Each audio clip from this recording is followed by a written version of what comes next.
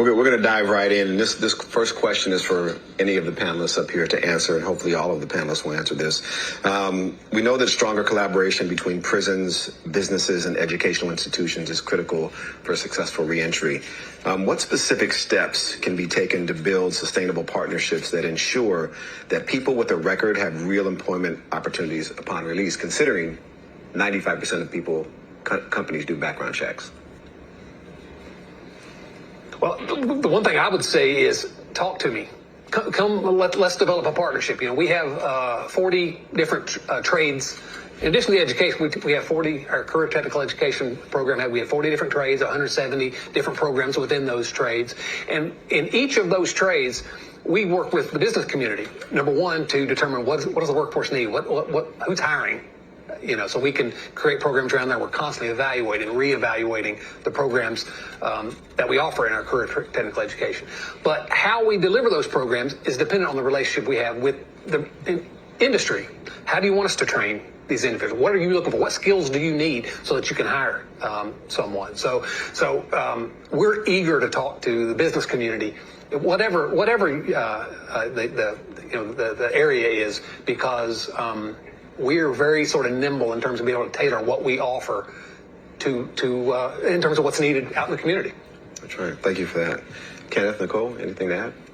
Well, I would add that, we've kind of, that's been our formula from the beginning, trying to understand this relationship between making sure that the educational offerings match the high demand employment opportunities.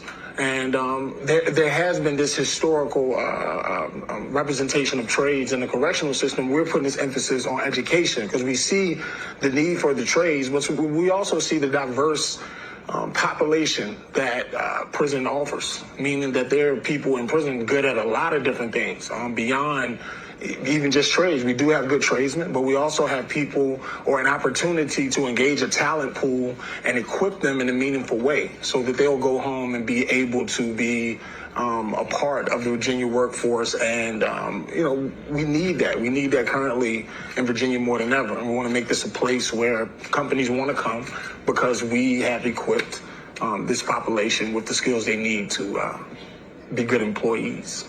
Thank you. Can I just one thing really briefly? I have talked about trades, going to talk about trades probably more, but I don't want to forget this piece, the education piece, because we're trying to meet the community where they are and what's needed. That it's a broad range. For some, it's remedial education. For a lot of people that are incarcerated in our facility, it's college education and beyond. We're partnering with the Virginia Community College System.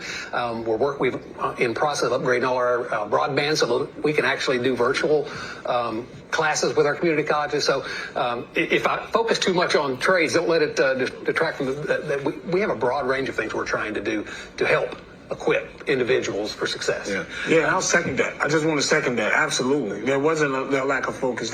In fact, we have an agency in Virginia, VOE, Virginia Office of Education and Economics, who are really studying this and providing the data we need to make the meaningful changes. Trades have been a great thing, and we're just now getting that Pell funding restored, and Director Dotson has been instrumental in us exploring this with the Virginia Department of Corrections. If I can add just real quick on that point, I was going to also bring up VOE, the Office of Education Economics. If you're not familiar with their high demand occupations list and the dashboard and the work that they've done there, really the underlying premise of that data and research is what are the skills that are growing in demand and how does that translate into the occupations for Virginia that are currently in demand and are going to continue to be. And then understanding from there what are the education requirements, how do you look at that against education requirements geographically, all these different other ways of looking at that data. I think one of the things that we all probably are trying to make sure that we think about, and for those of you who are employers in the room, we have that quantitative data, that projection data. We need the qualitative side too, the opportunity to work with you to really understand how those high demand occupations translate into the way that you do your hiring. And one of the things that I would say from Virginia Works' standpoint is that I like to call us translators. We're translators between the needs of the employer and the needs of the individual, and the skills that the employer needs and the skills that the individual brings to the table, and trying to help fill some of those gaps and help someone navigate their career process. In order to do that, we need to be able to work with both sides. And I think we do a lot of that, but we can continue to hear from you, those of you who are really thinking about this from an employer lens, about what's the next level of qualitative information that you can share with us on skills, occupations, career pathways, what the entry level role is versus what that individual could grow into in 5 to 10 years if they stay with your organization. And so I think that's just another lens or another angle on kind of the long-term goals that we have, I think, from a workforce development standpoint that I would add to the conversation we've already had.